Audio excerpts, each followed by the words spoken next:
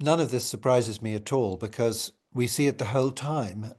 When things don't go her way, she just overreacts. And clearly, in this case, with Edward Enninful, has made something of an enemy because he then dropped her from something else she would have liked to be a part of.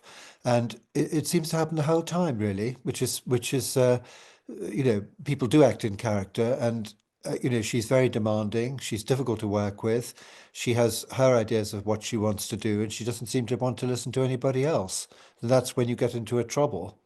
Well, once again, I think people do always act in character, and there is a theme which runs through all this is that she's always rejecting people, or indeed, as you say, she falls out with them. I mean, her father, for one, who was very good to her when she was growing up, her first husband, he just gets dumped. Her Canadian chef lover in Canada, he got dumped as well. Jessica Mulroney, her great friend in Canada, she got dumped. The entire British royal family, and indeed, of course, apart from her mother, all her own family. And then, of course, you get the stories of staff not being able to work with her. And now we've got the Edward Enninful story we're being told that they fall out because she can't get the cover that she wants, and so it doesn't happen. And it's just a normal theme. And I'm afraid it does seem to me to be a sort of a quite an interesting trend which has been building up recently, which is that, everything she does seems to go wrong. I mean, we're always saying it's going wrong. We always, we look at her TV show, and she puts herself out there and she does something, and on the whole, we can criticize it. And she seems to have got herself into that situation of where everybody, including me, always criticizing her. And the reason for that is because, she just, is so incredibly difficult. And that is the theme and that is the narrative now.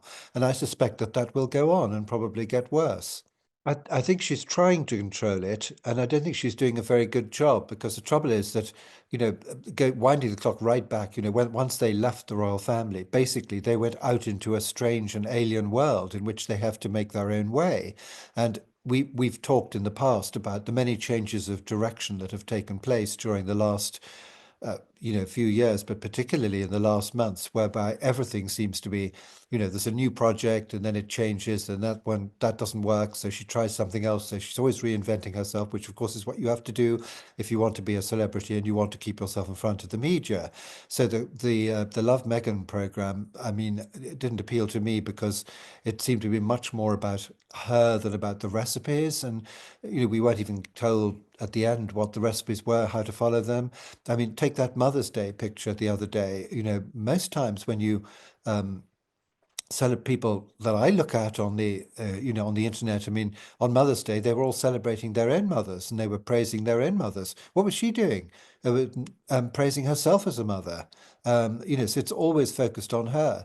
And once again, you've got the back of the heads of the children, which we see the whole time. I mean, that's going to get very tiresome, I think. And I really feel sorry for those children, and I wonder what they're going to think when they grow up and realize how they're being used in these things as well. It's not a very good story, I'm afraid. Well, it's very hard to work out what he's thinking about it all. I mean, I can suggest, that probably from time to time they sit down together and work out which direction that they should be going in the future, because some of the things that he's done recently have been sort of independent and so on, and playing rather more to his own skills. But you know, he must see that they watch everything, they monitor everything. They must see the way all these projects are reacted to one after another after another. I mean, they're not treated very generously. I mean, I'm guilty of it myself. I'm not being particularly generous about it because I don't really like it. And the reason I don't like it is because it's exploitative. But the only reason we're interested in her is because she's married to Prince Harry, and he's now been isolated, and he's just a figure in the background. He pops up at the end of the Love Meghan program just to show that he knows it's taking place. He popped up at the end of the Oprah Winfrey interview for exactly the same reason. She jumps onto the stage in Invictus Games and starts talking about things when we actually want to, perhaps him to talk about things and then get on with the games. It's nothing to do with her really, but it's always like she's always sort of trying to take over the narrative. So when you ask me, is she trying to control it? And yes, she is, and she should listen to somebody like Edward Enninful. I mean, he's a very, highly qualified editor, and he knows what he's doing, and he's running a very important magazine. And I would have thought it would have been well in her interest to keep in with him instead of upsetting him. I mean, and she doesn't know better, unfortunately, as has been proved time and time again, because they're always having to change direction, as I keep saying, and you just wonder what they're going to come up with next. And the whole situation, that awful interview that Prince Harry himself gave. I mean, the royal family should never give interviews, frankly. They always seem to go wrong. There are very few that don't. Um, and that one seems to have caused an enormous amount of trouble, and has had the palace coming out and saying that he can't be trusted with any information, and then he tells us things which he about the king and how ill he is, maybe. And does he know that? I mean, if he's not talking to his father, how does he know that? Is he just saying that? But it's not helpful.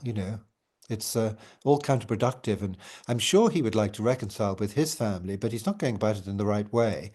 And I don't think that she shows any wish to reconcile with them or have anything more to do with any of them. And I don't think they wish to have anything to do with her either, probably. Presumably, at the moment, people are very interested in them. I mean, even if I give a lecture about, the crown or about the royal family in general, it always comes back to they always ask questions about Harry and Meghan. And that seems to be the topic everybody wants to talk about. But as you know, as well as I do, time moves on.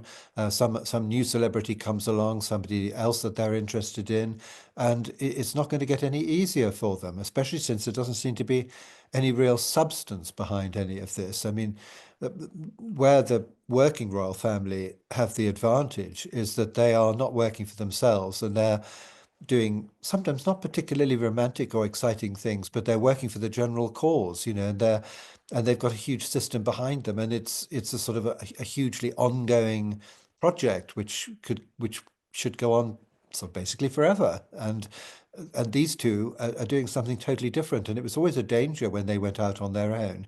And I just wonder, how long people will be interested in them. I suppose then, of course, again, I say that, but I suppose the poor children will grow up, and people will start being, wondering how they're getting on with their parents and what they're doing, and how they're being educated, and whether they wish to, you know, be with their cousins because they don't have any other cousins, it seems. They're going to wonder it surely at some stage. Wouldn't it be rather fun to be in England with their cousins who have rather an interesting life? I mean, I just see it's going to be very bad, I think.